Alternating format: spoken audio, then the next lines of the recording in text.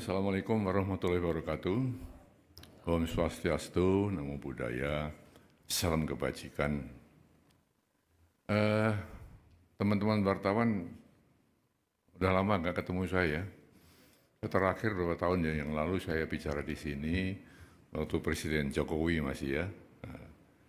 Dan memang dengan posisi saya sebagai One Team Press dulu ya, sekarang sebagai penasihat khusus Presiden bidang politik dan keamanan, sebenarnya secara etika moral ya, itu memang penasihat Presiden itu dibatasi ngomongnya, ya, nggak boleh membicarakan sesuatu yang disampaikan ke Presiden atau yang dibicarakan dengan Presiden di muka umum, kan begitu ya.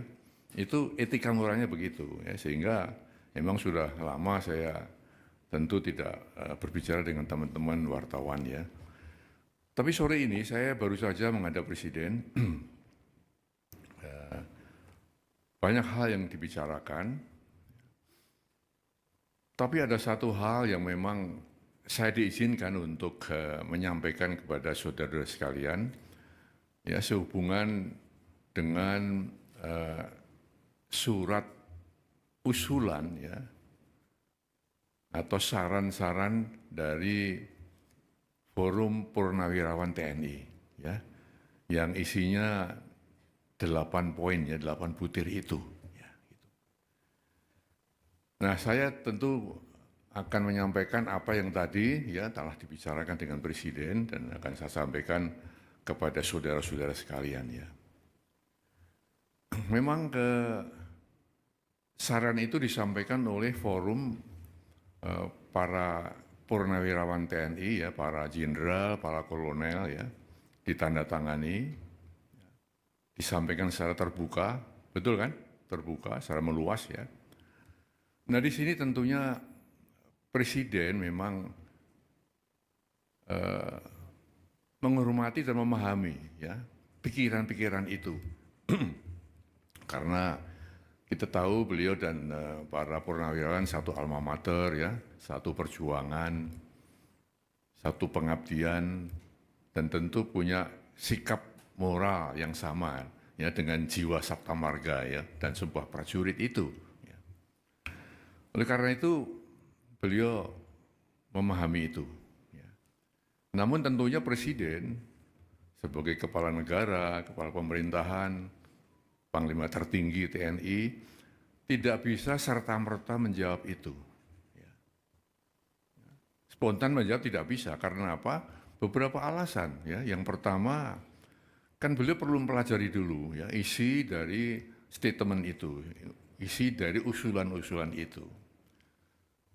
Dipelajari satu persatu karena itu masalah-masalah yang tidak ringan ya, masalah yang sangat fundamental ya. Lalu beliau juga kita lihat bahwa Presiden walaupun sebagai kepala negara, kepala pemerintahan, ya, juga Panglima tertinggi TNI, ya, istilahnya ya, mempunyai kekuasaan yang tidak tak terbatas ya. Artinya kekuasaan beliau, kewenangan dia terbatas juga ya. Dalam negara yang kita menganut rias politika, ada pemisahan antara ya, eksekutif, legislatif dan yudikatif, tidak bisa saling mencampuri di situ. Maka usulan-usulan yang ya bukan bidangnya Presiden, bukan domain Presiden, tentu ya Presiden tidak akan ya menjawab atau merespon itu. Ya. Nah, lalu yang ketiga, kebijakan Presiden atau keputusan Presiden atau arahan Presiden ya tidak semata-mata ya, muncul dari satu sumber. Ya. Presiden mendengarkan, tapi tidak hanya satu sumber, kemudian Presiden mengambil keputusan, mengambil kebijakan. Harus banyak sumber-sumber lain yang beliau dengarkan. Juga beliau mengambil keputusan bukan hanya fokus pada satu bidang, banyak bidang-bidang lain yang harus dipertimbangkan Presiden sebelum mengambil keputusan. Nah, dengan demikian maka kalau ada anggapan bahwa Presiden tidak merespon, bukan seperti itu ya. Presiden dia telah menjelaskan seperti itu. Oleh karena itu beliau berpesan tadi kepada saya agar disampaikan kepada masyarakat ya agar tidak ikut berpolemik masalah ini, ya. Tidak ikut menyikapi pro dan kontra, ya, karena hanya akan menimbulkan kegaduhan-kegaduhan, ya, yang akan mengganggu kebersamaan kita, keharmonisan kita sebagai bangsa. Nah, itulah ya kira-kira yang bisa saya sampaikan, ya, sehingga dengan demikian maka kita mengharapkan bahwa saatnya nanti ya tentu ada penjelasan-penjelasan resmi ya yang bisa mendinginkan suasana.